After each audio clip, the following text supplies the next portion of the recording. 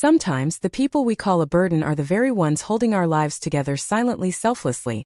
And without asking for anything in return, Grace never wanted to be anyone's weight. She only wanted to love and to be loved. Before her time ran out, the rain hadn't stopped for 3 days. Grace sat by the small window of her daughter's home, her wrinkled hands wrapped around a chipped mug of lukewarm tea outside. The world looked gray and distant, the kind of gray that seeps into your bones, the kind of gray that feels like silence. She could hear muffled voices from the next room, her daughter, Emily, and Emily's husband, James. They thought she couldn't hear them, but she did. "She's been here for 3 months, Emily." James's voice was sharp, impatient. "We can't keep doing this. It's like she's just here watching, sitting. I can't relax in my own house." Emily's voice trembled. "She's my mother, James. She has nowhere else to go after Dad died. She's just a burden, Emily. That's what she is. A burden." The word fell like a knife through the air, heavy and final. Grace flinched, her fragile hands tightening around the mug until it nearly cracked. She didn't cry. She hadn't cried in years. But something inside her, something she carefully stitched together, quietly came undone. She had always believed that silence was strength, that love was patience. But now, sitting alone in a home that didn't feel like hers, she wondered if silence was just another word for loneliness. That night, Grace stayed awake. The clock ticked softly in the corner, each second echoing like a reminder that she didn't belong here. She turned her gaze to the family photos lining the wall, Emily's wedding picture, little Sarah's first birthday, the framed certificate of James's promotion. All smiling faces, but none of them included her. Once, Grace had been the center of her small family's world. Her husband, David, used to call her his light. They had built everything together, a home, a garden, a life.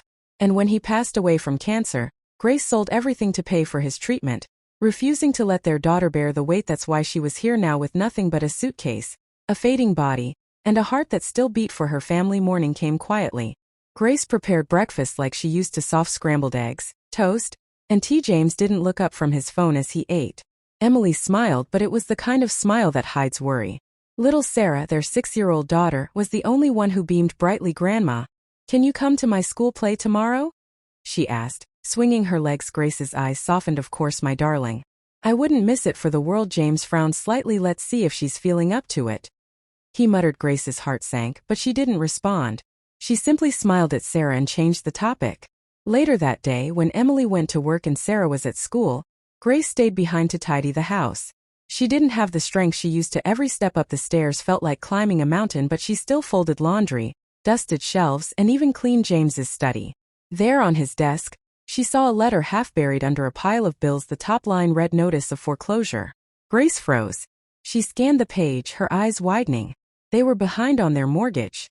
Deeply behind, her hands trembled as she set the paper down.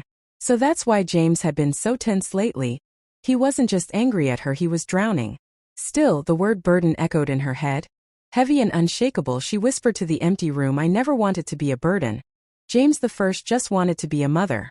That night, the rain started again. Grace sat by her window, the faint reflection of lightning flashing across her weary eyes. She opened a small wooden box she kept in her suitcase. Inside were a few old photographs, a rosary, and a single sealed envelope with David's name written on it. It was the last letter he ever wrote before he died. She'd never shown it to anyone, not even Emily. It contained something precious, something David had worked his entire life to secure. A small investment account he'd opened in Grace's name, meant as a rainy day fund. But Grace had never touched it. She wanted her daughter to stand on her own feet now, though as she thought about the foreclosure letter and about James's bitterness, a quiet resolve grew in her heart. She would help them, even if they never knew. Even if it meant giving away everything she had left. The next day, she walked to the bank.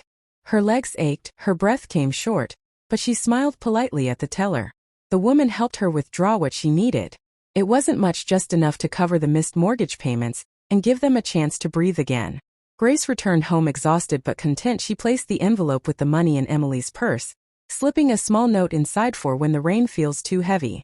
"With love, always, Mom." Then she went to bed early, her chest feeling tighter than usual. The following evening, Emily found the envelope. Her hand shook as she read the note, tears welling in her eyes. "Mom, where did she get this?" she whispered. James frowned. "What do you mean?" "It's enough to cover the mortgage. She must have sold something." For a long time, James said nothing. He looked toward the living room, where Grace was sitting quietly with Sarah, teaching her how to knit. Something in him shifted for the first time. He saw not a burden but a woman who had given everything quietly.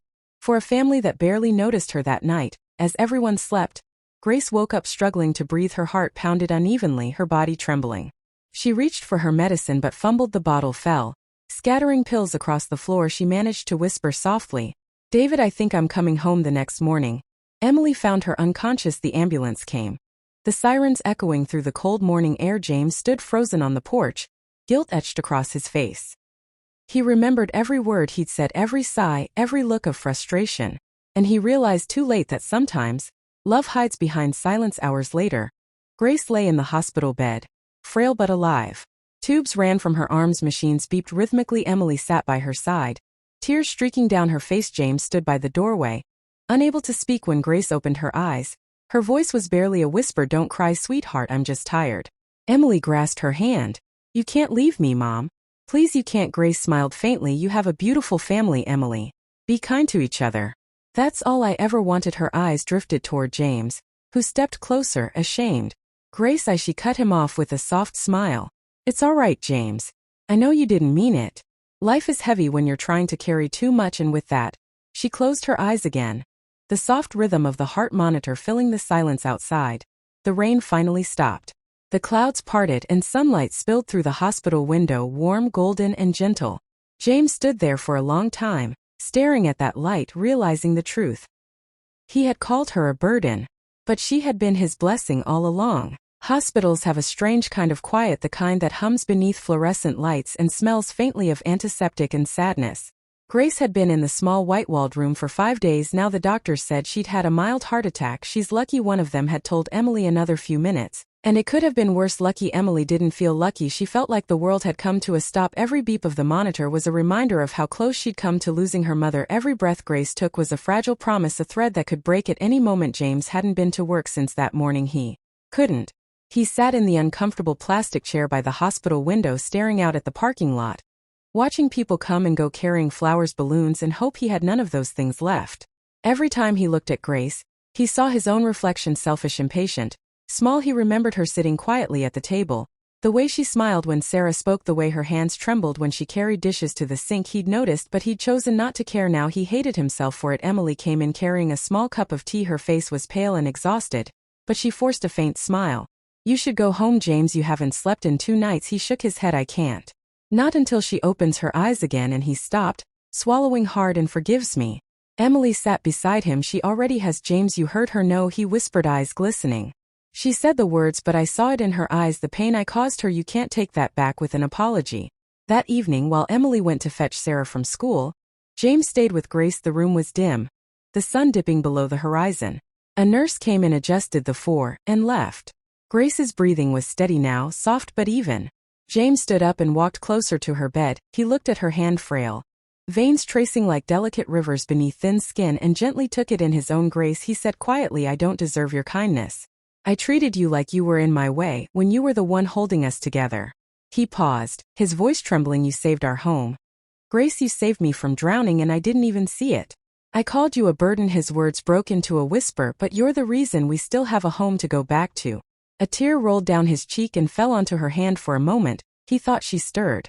Her lips parted slightly. James, it was barely a sound, more a breath than a word, but it was enough. Her eyes fluttered open, soft and distant, yet filled with warmth. "Don't cry, dear," she murmured faintly. "Regret is heavier than forgiveness. Don't carry it too long." James covered his face with his hand, unable to speak. Grace smiled weakly. "Help Emily, help Sarah. That's all I need from you." Grace's recovery was slow. The doctors insisted she rest for several months, avoid stress, and focus on her diet. Emily arranged for a nurse to visit twice a week, but Grace still insisted on doing what she could herself, folding Sarah's clothes, watering the plants, cooking simple meals when she felt strong enough. Every morning, James made her tea before leaving for work. He never forgot. Again, he started noticing things, small things that Grace had always done quietly, the way she remembered everyone's birthdays without a calendar, how she put aside her favorite foods for Sarah, how she never complained about her aches. He realized that her life was made up entirely of small sacrifices that no one had ever thanked her for. One Sunday afternoon, Sarah was sitting beside Grace on the porch, coloring in her sketchbook. "Grandma," she said, "Mommy says you have a heart problem. Is it like when my Teddy's stitching came loose?" Grace chuckled softly. "Something like that. Darling, the heart just gets tired sometimes, but love can fix it faster than doctors." Sarah's eyes lit up. "Then I'll love you forever." Grace smiled, tears forming. Then I'll be fine forever. James watched from the doorway, unseen. The sight made his throat tighten. He had never known love could be so quiet or that forgiveness could look like this. Weeks passed. The house began to feel alive again.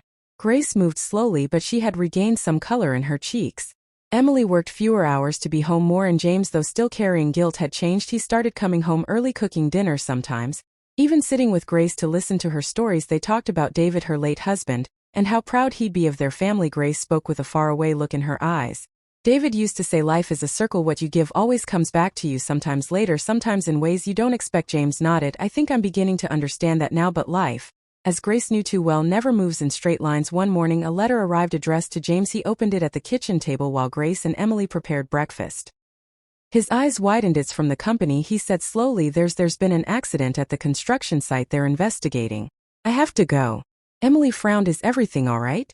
I don't know, he muttered, grabbing his coat. I'll call when I get there. Grace's hands trembled slightly as she watched him leave. A quiet dread filled her heart. Hours later, Emily's phone rang. It was James. His voice was strained. Panicked. There was a collapse. I was supposed to be in that section today, but I switched shifts with a worker named Paul this morning. He's in critical condition. Grace closed her eyes, a chill running down her spine. She knew what that kind of fear felt like, the moment when life reminds you how fragile everything is. That night, James didn't come home. He stayed at the hospital with Paul's family, trying to help however he could. When he returned the next morning, he looked shattered. He didn't make it, he whispered. He had a wife and 2 little boys. Grace placed a trembling hand on his shoulder. You switched shifts, didn't you? Yes. I don't even know why, Paul asked. And I just said yes. Grace's gaze softened. Sometimes, she said gently, life saves us for reasons we don't understand yet. That evening, when James went to take a shower, Emily found something tucked inside Grace's drawer, a folded letter yellowed with time. It was addressed to Grace Whitmore. She hesitated, then opened it carefully. Inside was a note from Grace's late husband, David. Written years ago. If you're reading this, my love, it means I'm gone. I've arranged a small fund in your name, not for you to survive, but for you to save someone when they've lost their way. You've always had the kind of heart that heals others. Promise me you'll use this gift when the time comes. Emily's eyes filled with tears. She finally understood that was the money Grace had given them. That was David's secret gift. She turned to look at her mother sitting quietly by the window, her expression peaceful. Grace had kept her promise, even when it nearly cost her life. Later that night, James sat beside Grace, the house wrapped in silence. I don't know how to thank you, he said softly. You saved our home, and now maybe you saved me too. If I'd gone to that site yesterday, Grace smiled faintly, maybe that was the reason you were meant to stay, to take care of Emily and Sarah. To learn how precious life is. He looked at her, eyes glistening. You should rest, Grace, you've done enough for all of us. She reached out and held his hand. A mother's love doesn't retire, James, it just learns to rest quietly in the hearts of those it touched. That night, James couldn't sleep. He stood at the window, staring at the stars. He thought about how he'd once seen Grace as a shadow in his home, and now she was the light that guided him through his darkest moment. For the first time, he whispered a prayer, not for himself, but for her. Please keep her safe. She deserves peace. She deserves everything. And somewhere in the quiet of that night, Grace stirred in her sleep as if she'd heard him and smiled softly. The first light of dawn spilled through the thin curtains, casting a soft glow across the small living room. Grace sat by the window, her knitting basket beside her, though her hands rested idle in her lap. She no longer had the same strength to work the needles, but she liked to hold the yarn. The texture reminded her of home, of warmth, of all the things she'd lost and found again. The house had changed since her heart attack. It was quieter, gentler. Even the air felt different, softer somehow, as though the walls themselves had learned to breathe slower. Emily smiled more often now, though the shadows under her eyes hadn't faded. James, too, seemed lighter. He made time for dinners, for Sarah's bedtime stories, for silence, but Grace could feel something heavy still lingered, a guilt that clung to James's shoulders like a ghost. One morning, as Grace sipped her tea, Emily walked in holding the old letter she had found in Grace's drawer, the one from David. Her eyes were red, though she smiled faintly. Mom, she began softly, I found his letter.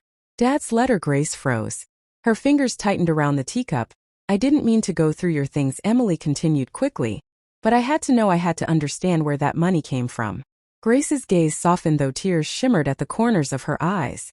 Your father always believed in preparing for storms before they come, she whispered. He wanted to leave me something to hold on to, but I never used it, not until you needed it. Emily knelt beside her mother, taking her fragile hands into her own. You gave up everything for us, she said through tears, even what Dad left for you.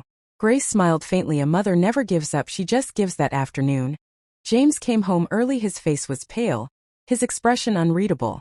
He looked at Grace, Then Emily, they closed the site, he said quietly. The accident investigation is over. But they've laid off most of us, including me. Emily gasped. James, what are we going to do? He rubbed his forehead, exhaustion heavy in his voice. I'll find something else. I have to. Grace watched him silently. His tone was calm, but she could see the fear behind his eyes, the fear of losing everything again. Later that night, she found him sitting alone in the dark living room, staring at his hands. James, she said softly, you're not alone in think. He looked up, startled. I should be the one taking care of this family, Grace. Not you, you've already done too much. She smiled. Strength isn't about who carries more. It's about who refuses to let go. The next morning, Grace asked Emily to fetch the small wooden box from her bedside drawer. Inside was another envelope, old, sealed, and slightly worn. She handed it to James. This belonged to David, she said quietly, but it's not money. It's something else, something he wanted you to have when the time was right. James hesitated, then slowly tore it open. Inside was a folded sheet of paper, a certificate, and a note written in David's familiar handwriting: to whoever my daughter chooses as her life partner. If you're reading this, it means you're now part of our family. Enclosed is the ownership to a small piece of land, the place where Grace and I built our first home. It's yours now. Use it to build something new, something lasting. James stared at the paper, speechless. The certificate bore the title Whitmore Family Land, Cedar Valley. This is real land? He asked, stunned. Grace nodded. About 6 acres. It's been in David's family for generations. I couldn't bear to sell it, but I think he always knew it would find its purpose someday. James stood, his voice trembling. Grace, I don't deserve this. Grace looked up at him, her eyes clear and calm. Maybe not, she said gently, but sometimes grace isn't deserved. It's given. Over the next few weeks, James drove to Cedar Valley, a quiet stretch of countryside about 2 hours away. What he found there stunned him: a patch of land overgrown with wildflowers, a crumbling stone wall, and the remains of a tiny cottage long reclaimed by nature. He stood in the silence, the wind brushing through the tall grass, and felt something he hadn't felt in years: peace. When he returned home, he told Grace, it's beautiful. I can see why you never sold it. Grace smiled wistfully. That was where your father-in-law asked me to marry him. We built that house ourselves, stone by stone. Emily listened, tears in her eyes. We should rebuild it. Mom, for you. Grace shook her head. No, sweetheart, for Sarah. For your future. You and James can make it a place of love again. And so they did. Week by week, James began to rebuild the cottage with help from friends, and sometimes even neighbors who heard his story. He poured his guilt, his grief, and his hope into those walls. Grace would sit in her chair by the window each evening, knitting tiny scarves for Sarah and praying silently that her time would hold long enough to see the house finished. Sometimes at night, she'd whisper to the darkness, David, it's all coming back together. Just like you said. Months passed. Grace grew weaker, but her spirit didn't. She started writing letters, one for Emily, one for James, and one for Sarah. Each sealed and labeled with their names. She didn't tell anyone. Not yet. Her body knew what her family didn't want to admit. Her time was gently running out, but she wanted to leave words that would last longer than she could. One evening, James drove Grace to see the progress on the new cottage. The air smelled of pine and fresh soil. The sun was setting, casting a golden glow across the valley. When they arrived, Grace stepped out slowly, leaning on James's arm. Her eyes widened as she looked at the structure rising from the earth. Walls of pale wood, wide windows, and a porch overlooking the fields. You built this, she whispered. James nodded. We all did. But it was you who gave us the chance. She smiled faintly. It's more beautiful than I remembered. Sarah came running from behind a pile of lumber, her hands covered in paint. Grandma, I helped paint the walls. It's our new home. Grace laughed softly, the sound trembling like a song carried by wind. You did, sweetheart. You made it perfect. That night, back at home, James sat beside her again. Grace, he said quietly, when this house is done, we want you to live there with us. It's your home too. She looked at him with a sad smile. My home isn't made of walls anymore, James. It's made of hearts, yours, Emily's, and Sarah's. That's where I'll always live. He swallowed hard, his throat tight. You're not going anywhere. But deep down, he knew they both did. A week later, Grace fell ill again. Nothing sudden, just a slow fading. The doctors called it heart fatigue. Her body was tired this time. Grace didn't fight it. She only asked to be brought home. As she lay in her bed, Emily held one hand and James the other. Sarah sat by the window, humming softly the same lullaby Grace used to sing. Promise me, Grace whispered weakly, that you'll love each other loudly. Don't save your kindness for funerals. James nodded, tears streaming down his face. I promise, Grace smiled. Good, then my work here is done. Her eyes drifted to the photo on her bedside of David, smiling on their wedding day, and with one final breath, she whispered, I'm coming home. The room was still. The only sound was the wind outside. Gently brushing against the windowpane as if the world itself bowed in silence, Emily buried her face in her mother's hand. Sobbing, James stood frozen, a hollow ache in his chest, but through his grief he realized something. Grace had left them everything: her strength, her forgiveness, her love, and a home to start over in. She wasn't gone. She had simply gone ahead. Weeks later, they buried Grace beneath a willow tree in Cedar Valley. Beside David, the cottage stood, complete sunlight glinting off its windows, wildflowers swaying in the breeze. James placed her photo on the mantel. Next to David's letter, Sarah brought a tiny bouquet of daisies and whispered, "This is your new garden, Grandma." Emily smiled through tears. She'd loved that night. As the family sat together on the porch of their new home, a gentle wind blew through the valley. The air felt warm, alive. James looked up at the stars. For the first time, he didn't feel haunted by regret, only humbled by Grace. She was never a burden, he whispered. She was the reason we're still standing. And as the stars shimmered above, it almost felt like Grace smiled back. 5 years since the day Grace Whitmore's laughter faded from the house, yet somehow, her presence had never really left. The new cottage in Cedar Valley stood strong now, sunlit walls, wildflowers spilling across the garden she'd once dreamed of, and the gentle hum of life filling every corner. It wasn't just a house anymore, it was a living memory. Emily often said she could still feel her mother's warmth in the morning light that streamed through the kitchen window, or in the faint scent of lavender that lingered after rain. And Sarah, now 11, still talked to her grandmother every night before bed. She'd kneel beside her window, look up at the stars, and whisper, "Good night, Grandma Grace. I hope you're happy in heaven." James had changed the most. Gone was the sharpness that once lived in his voice, the tension in his shoulders, the restless impatience. He now carried himself with quiet strength, the kind that came from loss, love, and the humility of second chances. He had started a small carpentry business, building handmade furniture from reclaimed wood. Every piece carried a small engraving underneath with Grace. Most people thought it was just a brand name, but for him it was a prayer. Emily, meanwhile, had turned to teaching, a dream she had set aside years ago when life got heavy. Now she taught literature at a small town school, using stories to teach her students empathy, resilience, and the quiet power of kindness. Life had softened them, not by erasing the pain, but by reshaping it. On a crisp autumn afternoon, Emily was cleaning the attic when she stumbled upon an old wooden chest she didn't remember ever seeing before. It was small, carved with delicate patterns of ivy and flowers. Her heart skipped a beat when she noticed a faint inscription on the lid: "For when the years have softened the sorrow." The handwriting, graceful, slanted, familiar, was her mother's. Emily knelt down, brushing off a thin layer of dust. Her hands trembled as she opened the chest. Inside were 3 sealed envelopes. Each one bore a name written in ink that had barely faded over time. Emily, James, Sarah. Emily pressed her palm against her mouth, a sound caught between a sob and a laugh escaping her. "Oh, Mom." That evening, as the sun dipped low behind the trees, the family gathered in the living room. The air felt heavier than usual, sacred somehow, as though Grace herself were sitting with them again. Emily placed the 3 letters on the table. No one spoke for a moment. Even Sarah, usually chatty, sat in silence, her eyes wide. "I found them in the attic," Emily said softly. "She must have left them for us before she passed." James reached for the one with his name. His fingers lingered on the edge of the envelope, tracing it gently as though afraid it might vanish if he held it too tightly. He looked at Emily. "You first letter to Emily." Emily opened her letter slowly. Inside was a folded sheet of paper, worn and fragile. She could almost smell her mother's perfume faintly on it, lavender and soap, and something that felt like home. She began to read aloud, her voice trembling. "My dearest Emily, if you are reading this, it means time has done what it always does, moved forward. Even when hearts wanted to stay behind, I've watched you carry so much strength, my darling.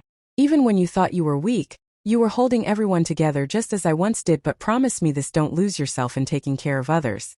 Let love feed you, not drain you. I've lived long enough to know that women like us are made of endurance. But endurance without joy becomes survival, and you were born for more than that. Laugh loudly. Rest without guilt. Forgive easily, especially yourself. And when the world feels heavy again, remember you were the light that carried me home with love. Always, Mom." By the time she finished reading, tears streamed down her face. James moved closer, placing his hand on hers. "She's still teaching you," he whispered. Emily nodded, smiling through the tears. "She always will." Letter to James. He hesitated for a long moment before opening his. His hand shook slightly, his jaw tightening as though bracing for something he wasn't ready to face. Finally, he unfolded the paper. The first words broke him. "My dear James, by now you've learned what I always knew, that love can change even the hardest hearts. I saw the goodness in you long before you saw it in yourself. I never wanted you to feel guilty for the words you once said. Regret is a heavy coat, and it keeps you from feeling the warmth of life. Take it off, my son, you gave me something beautiful before I left. Peace, you took care of Emily. You loved Sarah, and you built the home David and I once dreamed of. That was all I ever wanted, so don't remember me with sadness, remember me when you build something. When you forgive someone. When you look at your daughter and see her kindness. That's where I live now, and every good thing you do. You once called me a burden, but you carried me with grace afterward. That's what matters. That's love. James couldn't continue. His voice broke halfway through, and Emily reached for him. He covered his face with his hands, breathing unsteadily. I'll never be able to repay her, he whispered. Emily leaned her head on his shoulder. She never wanted repayment. Just love. Letter to Sarah. Finally, the youngest little Sarah picked up her envelope. Her hands were small, but she held it with surprising care. Can I read it, Mommy? Emily smiled through tears. Of course, sweetheart. Sarah opened it and began to read aloud, her soft, trembling voice filling the room. My darling Sarah, by the time you read this, you'll be older, maybe tall enough to reach the cookie jar without a chair. I want you to know that your laughter was the last song I heard in my heart. You brought me joy in my final days more than anyone could imagine. Life will sometimes tell you that being kind makes you weak. Don't believe it. Kindness is the strongest thing you'll ever carry. When you grow up and the world feels too big, look up at the stars and talk to me. I'll always listen. And when you don't know what to do, just ask yourself, what would love do? Love never chooses wrong. You were my sunshine, Sarah. Always will be. Grandma Grace. By the end, Sarah was crying quietly, holding the letter against her chest. I miss her. Mommy. Emily wrapped her arms around her, whispering, so do I, sweetheart. But she's right here. James placed his hand over there. She never really left that night. They lit 3 candles on the porch, one for each letter, and sat in silence as the flames danced in the cool wind above them. The stars shimmered brighter than usual, and somewhere deep in the rustling trees it almost sounded like laughter, soft, familiar, like Grace's. Days turned into weeks, and something began to shift in the family again. James started offering free furniture repairs for elderly neighbors, always signing his name with the same phrase, with Grace. Emily started a community reading group, using her mother's words to teach young women about self-worth and kindness. And Sarah began keeping a journal titled Letters to Grandma, where she wrote every night, telling Grace about her days, her dreams, her fears. One evening, Sarah came to Emily, her face thoughtful. Mommy, she said, do you think Grandma knew she was teaching us even after she left? Emily smiled. Oh, I think she planned it that way. Sarah looked up at the sky. Then she's the smartest person I know. Months later, when James finished building a small wooden bench for the garden, he carved something into it before placing it beneath the willow tree where Grace was buried. The words read, to Grace who taught us that love never leaves. It just changes form. He sat on the bench, the evening wind brushing against his face, and for a moment, he could swear he felt her hand on his shoulder, gentle, forgiving, eternal. That night, as the family gathered by the fireplace, Sarah pulled out her journal and began reading something she had written for school, a short essay titled The Strongest Person I Never Lost. Her voice was steady, clear, and full of warmth. People say you lose someone when they die. But I don't think that's true. My Grandma Grace isn't gone. She's in my mom's smile, in my dad's hands when he builds things, in the garden she dreamed of, and in the stars I talk to every night. She taught me that love doesn't disappear, just learns to live inside us. And that's what makes it forever. When she finished reading, Emily cried silently. James looked into the fire, his eyes shining. Outside, the wind carried the scent of wildflowers through the open window, lavender and earth and memory, and in that moment, for the first time in years, they all felt it again. Grace. The world had changed around Sarah Whitmore, but inside, she still carried the same light her grandmother had left behind at 17. Sarah was tall and graceful, with her mother's soft eyes and her father's quiet resolve. Her laughter filled rooms, gentle, genuine, the kind that made people feel seen. Everyone at Cedar Valley High knew her as the girl who listened, the one who never mocked, never judged. But kindness, her grandmother's greatest gift, was also the very thing that made her heart vulnerable. The beginning of the fall. It started, as most heartbreaks do, softly. His name was Ethan Price, the kind of boy who smiled like the world was easy to understand. He was charming, confident, and smart in a reckless way that drew people in like moths to a light. Sarah met him in art class. He liked to sketch, she liked to paint. What started as quiet conversations over shared canvases turned into walks home after school, long talks under the willow tree, and promises whispered under starlight. Emily noticed the change first: the late-night giggles, the extra time spent getting ready in the morning. James pretended not to, but he tightened his jaw every time he heard Ethan's name. For months, Sarah was radiant, full of first love's wild hope. She began painting more, inspired by every emotion that fluttered through her heart. But love, As Grace had once written in a letter to Emily, is both the sweetest lesson and the hardest teacher. It happened on a Friday, rainy, cold. Sarah had gone to school early to surprise Ethan. She'd painted something for him, a portrait of them together under the willow tree, titled with Grace. When she reached the art room, she heard voices inside. She's too soft, a familiar voice said, always trying to fix everyone. It's too much. Ethan, her heartbeat froze. You don't mean that? Another boy laughed. No, I do. She's sweet, but she doesn't belong with me. She's just, I don't know, a good person. And I'm not that guy. Sarah stepped back, her breath catching in her throat. The world blurred. The painting slipped from her hands, landing face down in a puddle of water on the floor. She didn't cry. Not then. She just walked out quietly, gracefully, the way her grandmother had always done when life tried to break her that night.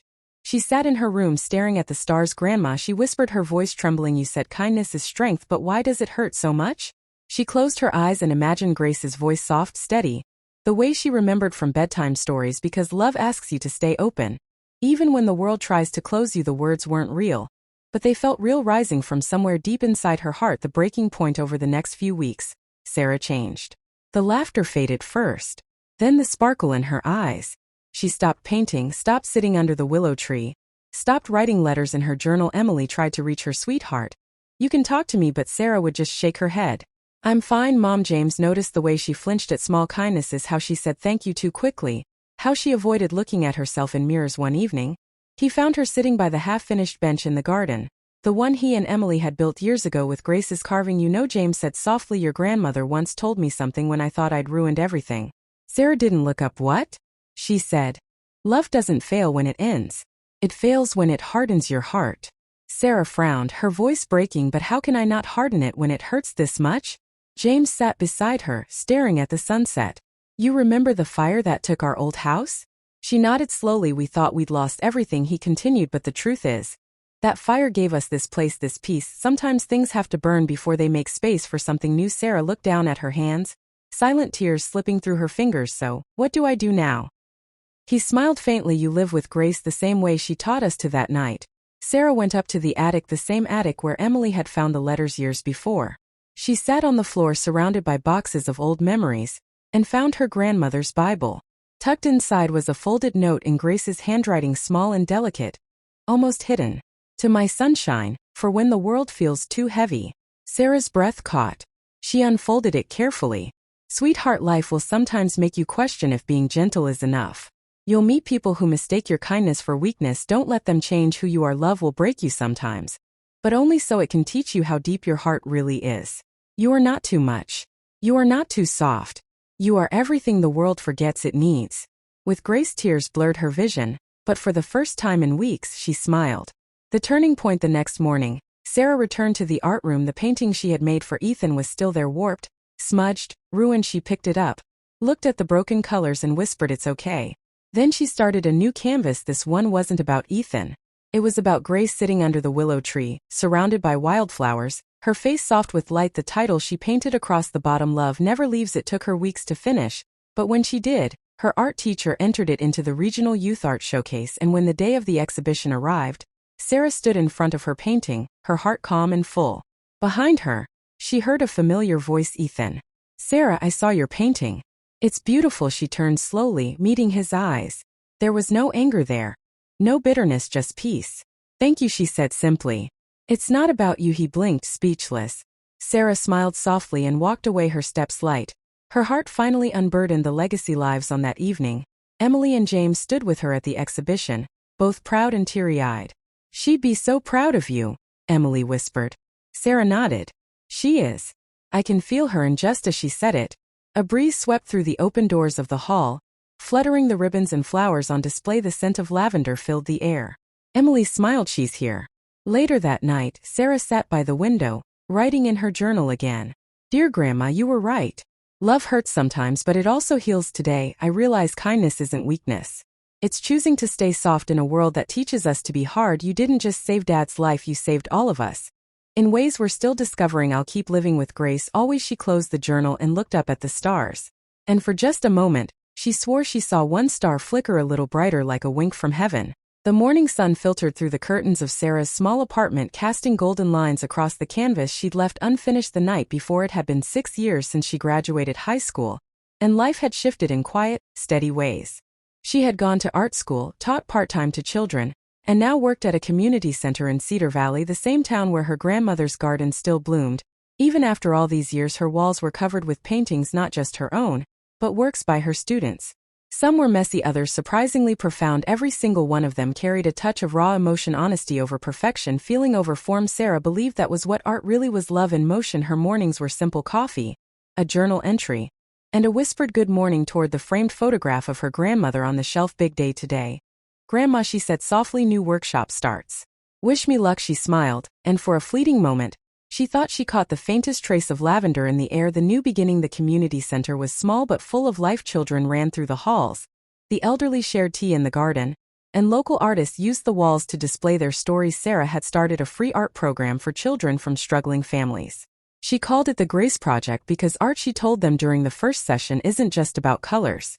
It's about finding light again when life feels dark. Her students adored her. She wasn't the kind of teacher who demanded silence or perfection. She laughed with them, sat cross-legged on the floor, and listened when they talked about the things that hurt. One of them, Lily, a quiet 10-year-old girl with big brown eyes, reminded Sarah of herself at that age. Lily rarely spoke, but when she painted, her emotions screamed across the canvas: sadness, fear, longing. Sarah learned that Lily's father had left when she was young, and her mother worked 2 jobs just to keep the lights on. The first time Sarah gently asked about the dark shapes in Lily's drawings, the little girl simply said, "It's the noise in my head." Sarah's heart ached, not with pity, but recognition. She saw the same storm she once felt at that age. The echo of grace. Weeks passed, and Lily began staying behind after class. Sometimes they painted in silence, sometimes they talked about stars, about what it meant to be brave. One day, Sarah handed her a small notebook. "It's called a heart journal," she said. "When you can't say something out loud, write it here. Draw it. Scribble it. Anything. Your heart will listen." Lily looked up at her, eyes shining. "Did someone give you one like this?" Sarah smiled softly. "Something like that." Later that evening, as Sarah locked the classroom door, she whispered to herself, "You're still teaching through me, Grandma. The storm returns, but life, as always, has a way of testing what we've learned." One gray November afternoon, the center director called Sarah into his office. "We have a problem," he said, avoiding her eyes. "Funding cuts. The city's pulling back community grants. We might have to close the art program after this semester." Her heart sank. "You can't be serious. The kids, they need this." "I know," he said gently. "We're doing everything we can. But it's out of my hands." That night, Sarah sat in the empty classroom long after everyone had left. The silence was heavy, suffocating. She thought of Lily, of the children who had found safety in those painted walls, and of her grandmother, the woman who had once built hope from ashes. Grace's words echoed in her memory. "Love doesn't fail when it ends. It fails when it hardens your heart." Sarah straightened. If her grandmother could rebuild a life from nothing, she could save this. She would. The spark. The next morning, Sarah began making calls. She wrote letters, created online posts, and organized an art exhibition titled "With Grace," a celebration of second chances. Her plan was simple but bold: display the children's artwork, tell their stories, and raise funds to keep the program alive. "Emily and James offered to help." "You've got her fired," James said, smiling proudly. "Your grandmother would have loved this. She's the reason I can do it," Sarah replied. They worked for weeks painting, framing, inviting local sponsors. Sarah poured every ounce of love, grief, and gratitude she'd ever felt into making it happen. When the night of the exhibition arrived, the hall was full: parents, neighbors, artists, and strangers drawn in by curiosity. The exhibition. As the lights dimmed and soft music played, Sarah stepped to the microphone. Her voice trembled slightly, but her eyes were steady. "Thank you for coming," she began. "This exhibition isn't about art. It's about healing. Every painting here tells a story of someone learning to believe again, in themselves, in kindness, in love. I started this program in memory of my grandmother, Grace Whitmore. She taught me that being kind isn't weakness, it's the bravest thing we can do, and I believe that if we keep teaching our children that love still matters, maybe the world can change one brushstroke at a time." The crowd was silent, moved. Then she gestured toward one painting, a large piece by Lily. It showed 2 figures: a young girl painting under a glowing light, and an older woman standing behind her, hands on her shoulders, made entirely of stars. The title read, "With Grace." A collective murmur swept through the crowd. Some people wiped away tears, and in that moment, Sarah felt something: a warmth on her back, a whisper in her heart. "You did well, my sunshine." The gift lives on. By the end of the night, the exhibition had raised more than enough to save the program, and even expand it to nearby towns. Reporters covered the story, calling it a legacy of grace. But for Sarah, it was never about recognition. It was about something simpler, quieter, carrying her grandmother's spirit forward through every act of love. Weeks later, Sarah visited the old cottage where her parents still lived. The garden had grown wild, but the bench under the willow tree remained strong. She sat down, closing her eyes, feeling the soft hum of the wind around her. Emily joined her after a moment, handing her a small wrapped box. This was in the attic. Emily said softly, "I think your grandmother meant it for you, but maybe not until now." Sarah unwrapped it slowly. Inside was a silver pendant shaped like a heart, simple, elegant. On the back were engraved words she'd seen before with grace. Her breath caught. "Mom, this is her handwriting." Emily nodded, smiling through tears. "She always said love would find its way to you when you were ready." Sarah clutched the pendant to her chest, tears slipping down her cheeks. She never stopped giving, she whispered. That evening, back in her apartment, Sarah hung the pendant beside her grandmother's photo. The moonlight reflected off it, casting a soft glow across the room. She sat at her desk and opened her journal, the same one she'd kept since childhood. "Dear Grandma, the program lives." The children smile again. "And I finally understand what your secret gift really was. It wasn't money or things, or even the letters you left behind. It was this, the courage to keep loving the world. Even when it breaks you, you didn't just save Dad's life, you taught us how to save each other. I hope I'm making you proud. With grace, always." Sarah, she looked up once more, and in the quiet shimmer of candlelight, she thought she saw her grandmother's reflection smiling back at her from the window. The rain had just ended, and Cedar Valley smelled of wet earth and blooming lavender. Sarah Whitmore stood by the window of her small art studio, looking out at the children painting under the garden awning. Laughter rose through the mist, bright, unguarded, full of life. It had been 10 years since the night she saved the Grace Project. Now it wasn't just a small community program anymore, it had become a movement. Branches had opened in 5 towns, schools had adopted its model, and the phrase "with Grace" had become a quiet symbol of hope across the region. Everywhere she went, people carried a piece of Grace Whitmore's heart without even knowing her name. The seed she planted at 33, Sarah had grown into everything her grandmother had hoped for: steady, kind, luminous in the way light passes gently through glass.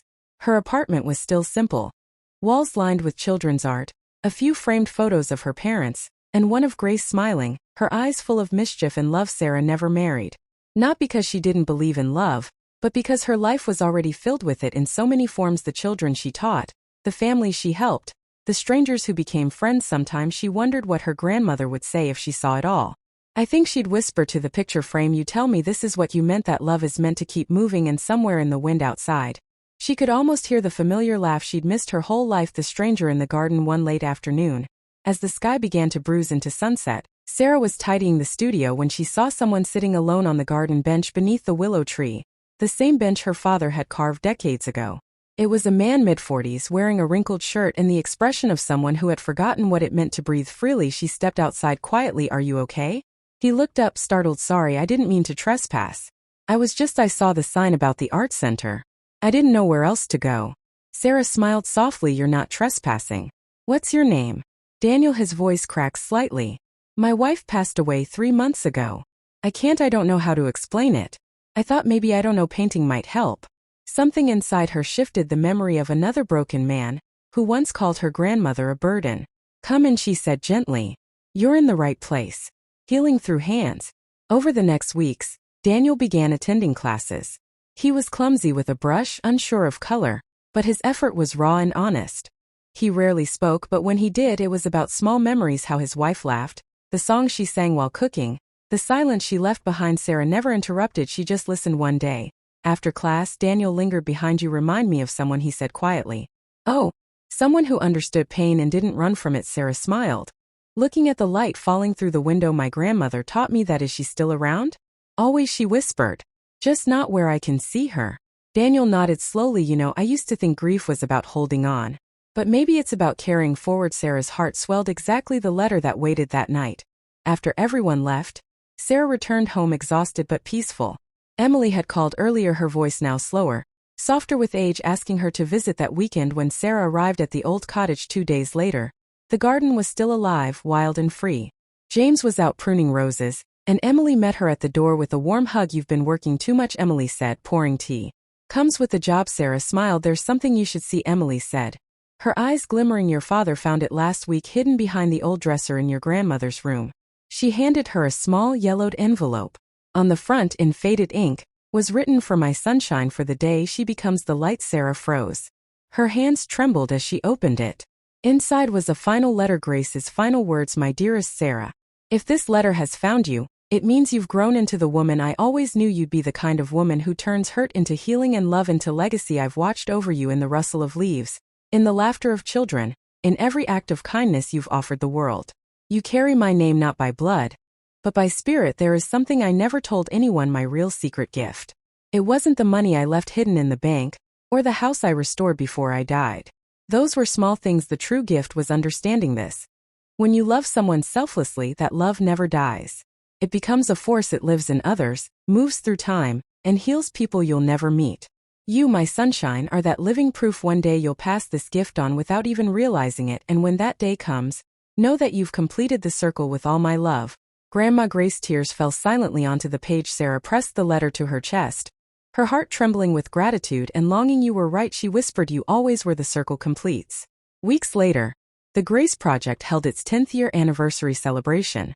The hall was filled with people whose lives had been touched, children who grew up to be artists, families who had found healing, teachers inspired by kindness. Sarah walked onto the stage, the pendant around her neck gleaming softly under the lights. 10 years ago, this was just a dream, she began, but it wasn't my dream, it was hers. My grandmother believed that love doesn't end when someone's gone, it keeps moving, changing, finding new hearts to live in. She paused, her eyes scanning the crowd. Daniel in the front row, Lily grown into a confident teenager beside him, her parents beaming with pride. Grace Whitmore thought her life was small once. She thought she was a burden. But her love, her secret gift, has reached hundreds of lives, including yours and mine. So tonight, I ask you to do just one thing. Carry it forward. Live with Grace. The audience rose to their feet, clapping, some wiping away tears. And as Sarah stood there, she felt something in the air shift, a familiar warmth, a whisper through the hum of applause. Well done, my sunshine. Under the willow tree after the event, Sarah drove back to the old cottage. The night was still, the stars endless. She walked to the willow tree, the same one that had stood watch through generations of love and loss. She sat on the bench, the air cool, the scent of lavender faint but steady. From her bag she took a small envelope, blank except for 3 words on the front, for the next heart. Inside she wrote in her own handwriting, Dear one, if you're reading this someday, it means you're carrying something heavy, pain, doubt, maybe grief. I can't take it away, but I can tell you this. Love never disappears. It changes form, it finds new ways to reach you, and it will guide you if you let it. You're not alone. You never were. With Grace. Sarah. She sealed the letter and tucked it beneath the bench where her grandmother's name was carved. Then she looked up at the stars, tears glistening on her cheeks. The circle's complete. Grandma, she whispered, your gift lives on. And as the night breeze rustled the willow leaves above her, one star shimmered a little brighter, as if the heavens themselves were smiling. The end.